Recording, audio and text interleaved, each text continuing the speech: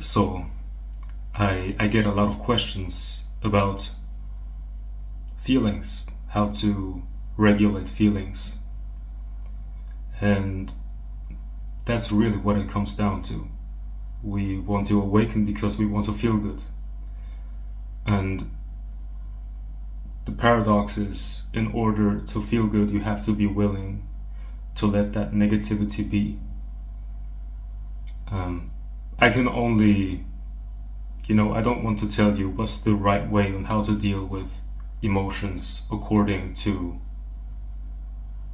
Buddhism or Hinduism or some ideology. It's always good to have your own experience so you know what you're talking about. So it's not just an ideology. But basically I can only talk about how to deal with emotions from my own knowing. So I think the first thing is it's important to understand that most feelings are not actually real. It's not there. It happens in the imagination because a lot of people most people, me included,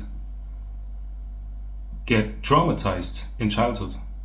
So when those emotions are so intense, we tend to create an imaginary world in our head, and then we live there. And this imaginary world is not necessarily a good world. It's not a positive world. It's just not reality. And we tend to create scenarios of the future in this imaginary world in which something good could happen in the future. For example, you are dreaming about a relationship you could have, when in reality this relationship isn't here. So this means there's an emotion you don't want to feel, you don't want to see that in reality. You don't have a relationship, and this makes you feel like this certain way, and then you want to awaken to get rid of this feeling. So a feeling is, there's no good or bad feeling. There's just a contracted energy in the body which feels negative. You feel small, contracted, or you feel this expansion, which is just the absence of a contraction in the body. So first thing is to understand that the story in your mind is just a story in your mind. So you don't have to fight that story in the mind, because that would be a part of the story. What you do, which is not something you actually do, you realize that by doing nothing, you are already in the body actually. That's just, I have to use words, so it kind of makes sense, but actually when I say you are in the body, don't turn it into a concept. You simply are. So there are already those feelings. There's nobody there, no separate person that is feeling feelings. Feelings are already felt. So when you're not actively listening to my video right now, the senses are still open, and you would be aware that there is a noise without some entity there that would claim to be the one that's listening. There's just noise appearing. It's the same thing with feelings. There are feelings. You don't have to do anything with them, because that entity that wants to do something with the feeling in order to heal it, that entity doesn't exist. So you simply are. The feeling is there, and the story about the feeling, about you and your dramatic life, is a story. You allow that story to be there, but you don't identify with it. And you allow those feelings to be there, but you don't identify with them. But the thing is, there is a misconception. People think when I feel my feelings, then I'm identified. That's not the case. When you try to do something with the feeling, then there's a doer that is separate from the feeling. When you're not doing anything, then it's just an appearance being an appearance. So you are just relaxing. Just take a deep breath and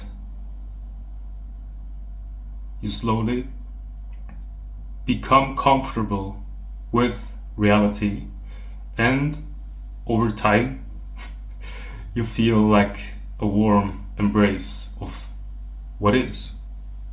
You feel comfortable for no reason other than just to be what you are. You just are. And there's just, we want to feel good. We want to awaken to feel good. So you have to face those negative emotions without calling them negative emotions. You just allow the senses to sense what is here. You can do it right now. You can ask yourself, what feeling is here?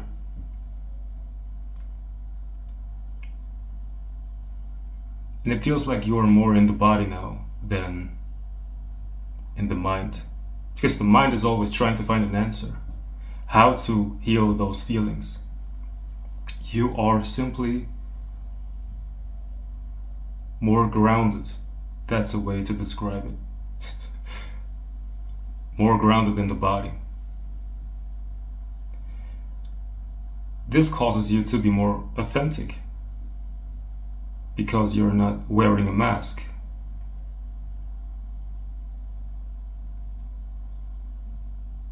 When the body actually feels tired, sad, aggressive, nervous, and this is actual reality, then you allow this actual reality without naming it to be what it is. So you're authentic and you can communicate that this is the case. To be inauthentic means that you don't want to be aware of it, and therefore you watch TikTok or you listen to music or you do sports. Doing sports is not bad, but I was going to the gym every day thinking that one day those feelings will disappear because I thought I am someone that has to do something with those feelings.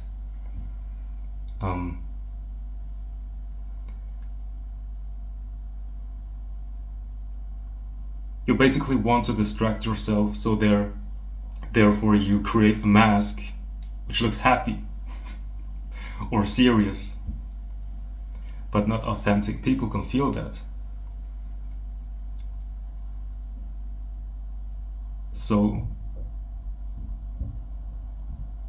you simply become aware of this mind-created self that wants to do things about what is.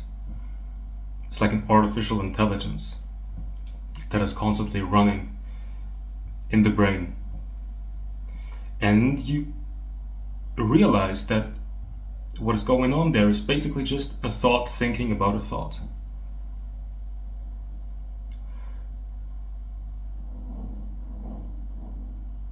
For example, when you say, I want to heal the body, I want to heal my emotions, then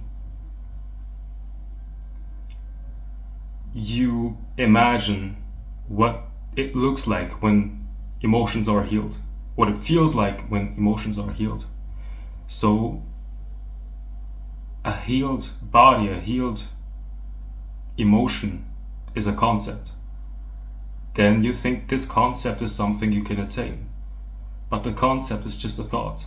So you think about a thought and you actually think that you are thinking about something very profound when it's actually not the case. You're still in imagination. Or when you are thinking about the meaning of life. The meaning of life is a thought. So when you think about the meaning of life, you think about thoughts and you're not getting anywhere. You can imagine a philosophy about life, but in reality there is no philosophy needed to live. It's just a story. So you need no stories to heal those emotions. Creating more stories around those emotions makes it even worse. So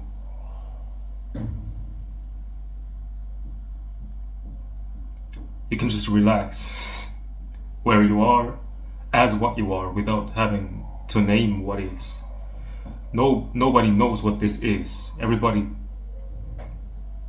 We have to talk about what this is. We call it a world, but it's just a name. So you don't have to name it. You just relax in what you are. And it can feel like the senses are just operating by themselves. That's already the case. So when the eye is open, it sees. Automatically, that's its function. So there's no one that's doing the seeing. When the ears are open, they are always open. There's nobody that's doing the hearing. It's just sound appearing. So that's meditation. There's a thought, there's no thinker. There's a feeling, there's no feeler. There's nobody there that wants to do it right, because right and wrong are concepts. You connect yourself with authenticity and nature. To connect with nature basically means you realize that you are that. You are nature.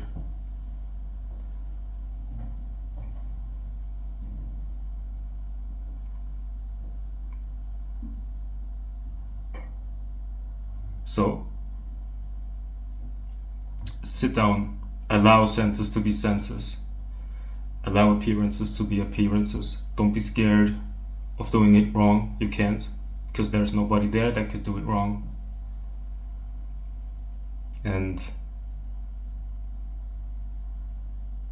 when you're feeling those feelings and you're scared that you become identified when you're feeling them, then that's the mind saying that, because you cannot get identified to a feeling when you're just feeling it, because it's already felt. That's how you are aware of it.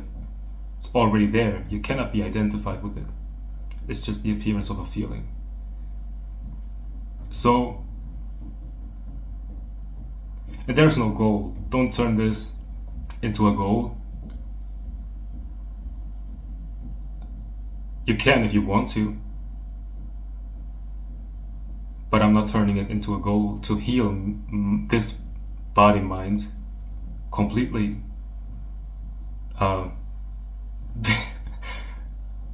Because it doesn't feel authentic. Right now, even though there might be tension, there's no problem there.